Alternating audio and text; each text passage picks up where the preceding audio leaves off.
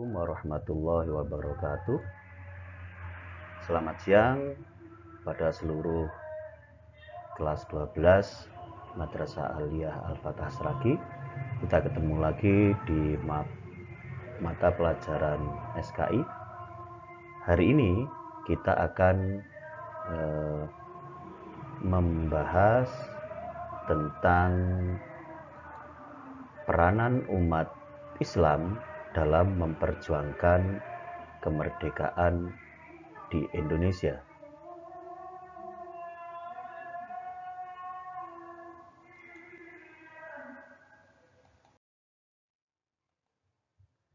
Kompetensi dasar yang harus dimiliki, yang pertama, menghayati karunia Allah Subhanahu wa Ta'ala dalam perjuangan kemerdekaan dan lain sebagainya. Bisa kalian baca sendiri, mulai kompetensi dasar, indikator kompetensi minimal, dan tujuan pembelajaran yang harus kalian miliki.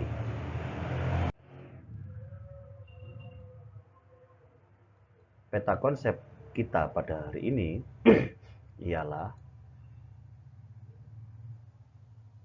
peranan umat Islam dalam memperjuangkan kemerdekaan Indonesia. Ini memiliki dua subbahasan. Yang pertama, masa penjajahan dan kemerdekaan, dalam artian peranan umat Islam dalam memperjuangkan kemerdekaan Indonesia pada masa penjajahan dan kemerdekaan. Yang kedua, yakni peranan umat Islam dalam perjuangan kemerdekaan Indonesia pasca kemerdekaan.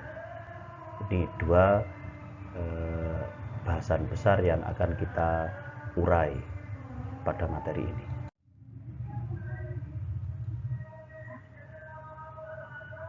Sebelum kita melangkah lebih lanjut, ada dua gambar yang ingin saya ketengahkan.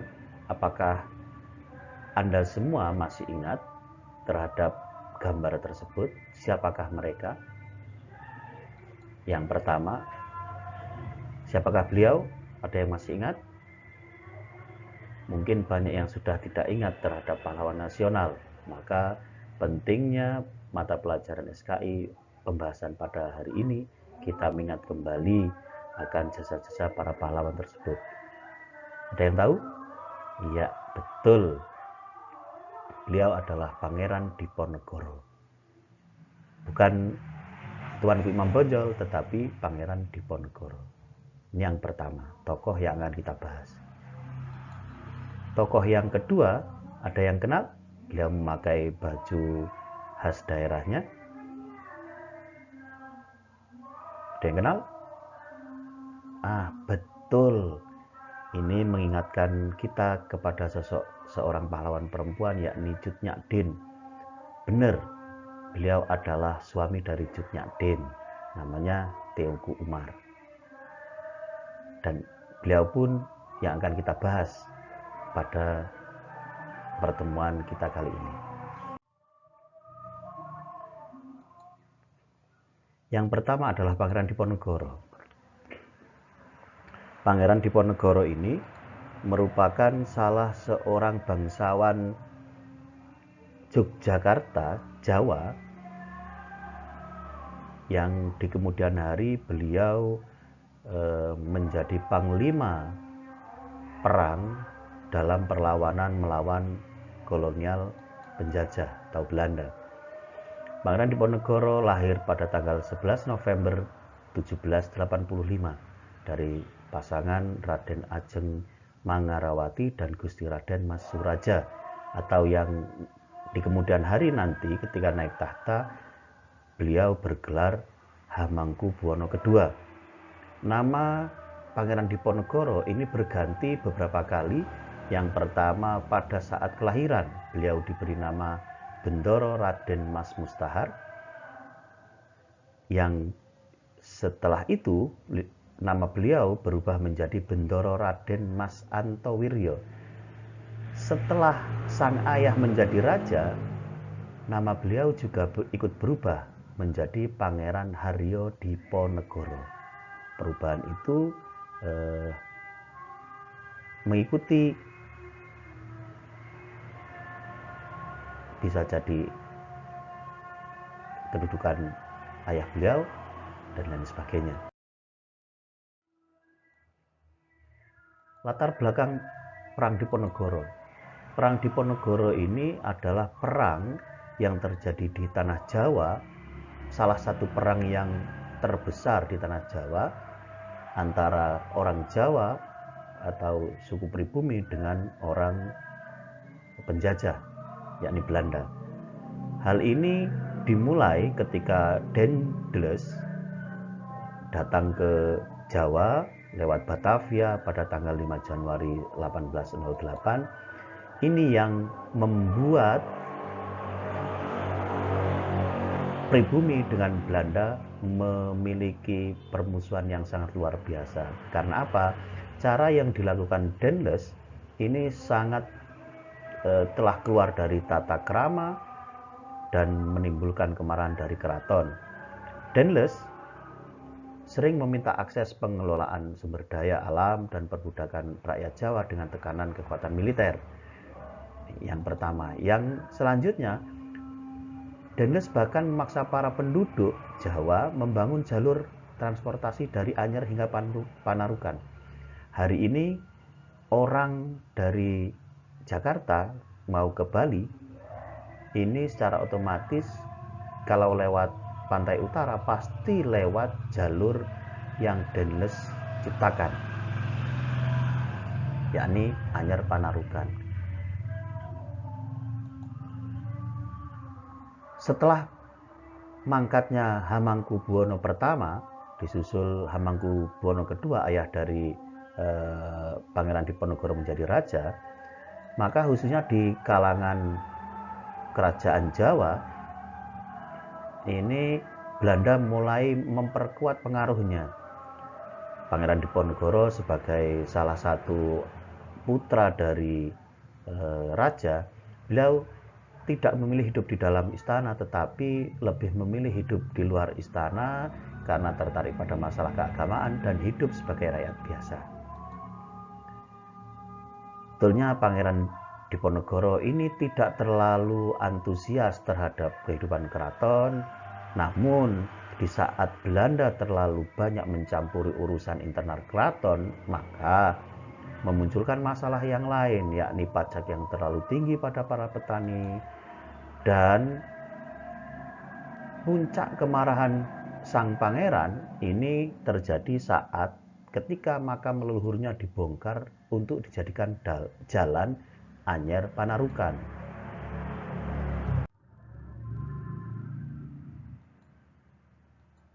Setelah itu, maka terjadilah pertentangan yang sangat luar biasa antara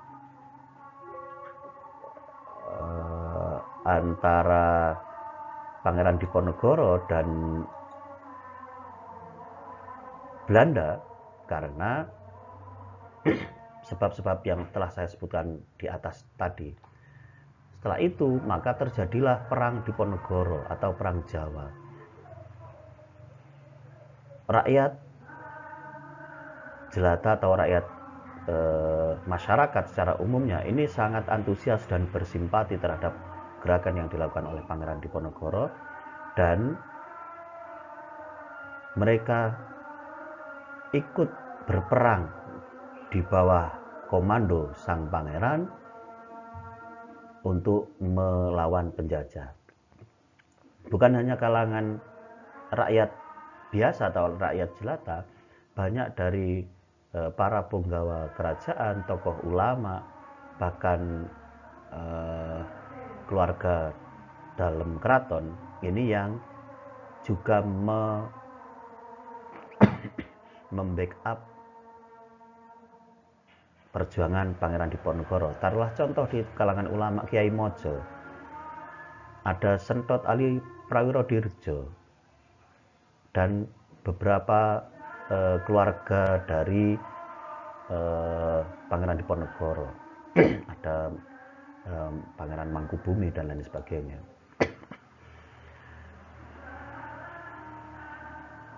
Perang Diponegoro ini terjadi pada tahun 1825. Setelah hampir sekitar 2 tahun atau lebih,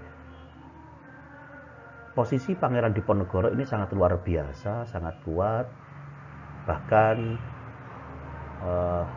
Belanda tidak bisa untuk menangkap Pangeran Diponegoro karena Pangeran Diponegoro memiliki strategi, yakni strategi gerilya. Namun pada tahun 1827 Belanda melancarkan penyerangan dengan sistem benteng yang membuat posisi pasukan Diponegoro terjepit. Satu persatu para pemimpin yang menjadi tulang punggung dari gerakan Pangeran Diponegoro, yakni Kyai Mojo, Pangeran Mangkubumi, dan Sendot Arif Prawirodirjo, ini ditangkap oleh Belanda. Maka melalui salah seorang jenderalnya Belanda, yakni Jenderal de Kock, ini berhasil menekan Pangeran Diponegoro dan pasukannya di Magelang. Di sanalah Pangeran Diponegoro menyerah dan ditangkap. Akhir dari pengembaraan Pangeran Diponegoro melawan Belanda di Magelang tersebut, hingga beliau berhasil ditangkap. Pangeran Diponegoro kemudian diasingkan ke Manado dan dipindahkan ke Makassar hingga wafat di Benteng Rotterdam pada 8 Januari 1855. Dengan ditangkapnya Pangeran Diponegoro, maka berakhirlah perlawanan kaum bangsawan Jawa, dan akibat dari perang Diponegoro ini banyak sekali korban nyawa. Bahkan dalam salah satu buku A History of Modern Indonesia Sains 1300-an ini disebutkan bahwa ada korban 8.000 dari pihak Belanda, ada 8.000 jiwa dari pihak Belanda, 7.000 orang pribumi, dan 200.000 rakyat biasa yang menjadi korban. Ini sangat luar biasa.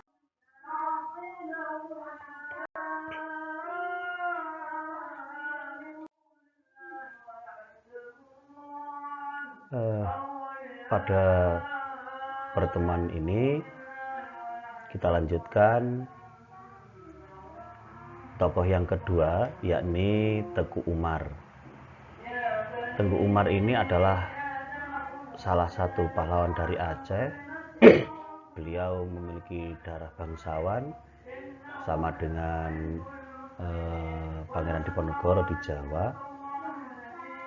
Biarpun di tempat yang berbeda, tetapi semangatnya sama, ingin mengusir penjajah dari bumi Nusantara. Perseteruan antara Teguh Umar dengan Belanda ini sudah berlangsung agak lama, tetapi untuk melancarkan strategi perang yang dimiliki oleh Teguh Umar, beliau memiliki kecerdikan yang sangat luar biasa dengan cara menghilangkan keegoannya. Biarpun beliau disangka oleh sebagian besar orang Aceh menjadi pengkhianat bangsa, tetapi itu adalah salah satu strategi yang dimiliki oleh Teguh Umar, yang dengan strateginya tersebut ini diakui oleh Belanda bahwa Teguh Umar sebagai orang yang sangat cerdik. Dengan berpura-pura menjadi antek Belanda sehingga dia bisa mendapatkan apa yang dia inginkan berkaitan dengan senjata, peluru dan misiu dan lain sebagainya. Hal ini sangat menarik ketika ada 17 orang panglima, 120 orang prajurit, termasuk seorang panglima laut yang didapatkannya ketika beliau masuk menjadi antek Belanda dalam tanda kutip. Setelah peperangan yang sangat dahsyat dan lain sebagainya, akhirnya pada medio Februari 1899 Masehi, Tengku Umar ini melakukan rencana penyerangan ke wilayah Belanda di Tangsi Melabuh, tetapi rencana itu sudah diketahui oleh Belanda melalui orang yang berkhianat terhadap Tengku Umar. Maka ketika beliau menyusuri pantai untuk melakukan penyerangan ke Tangsi Melabuh, mereka sudah disergap oleh pasukan Belanda yang sudah siap siaga untuk melakukan penyergapan terhadap pasukan Tengku Umar. Pada malam hari 11 Februari terjadilah peperangan yang sangat luar biasa. Salah satu peluru Belanda bersarang di dada kiri dan usus besar Tengku Umar. Gugurlah beliau menjadi syuhada, dan tidak salah ketika gelar pahlawan nasional disematkan kepada beliau, sama halnya dengan Pangeran Diponegoro. Beliau mendapatkan gelar pahlawan nasional dan mendapatkan apresiasi yang sangat luar biasa dari para pemerintah di daerah Aceh, dan namanya juga disematkan menjadi salah satu universitas di Melabuh, yakni Universitas Tengku Umar. Tema besar kita yang kita bahas pada pertemuan kali ini, mudah-mudahan apa yang kita bahas ini bisa kalian pahami, bisa kalian cerna, dan menjadi salah satu referensi ketika nanti kita bisa ketemu di waktu yang lain. Ketika ada permasalahan berkaitan dengan dua tokoh ini, silakan bisa kontak di grup ataupun personal, nanti akan kita diskusikan bersama-sama. Terima kasih atas perhatiannya, kurang lebihnya mohon maaf. Assalamualaikum warahmatullahi wabarakatuh.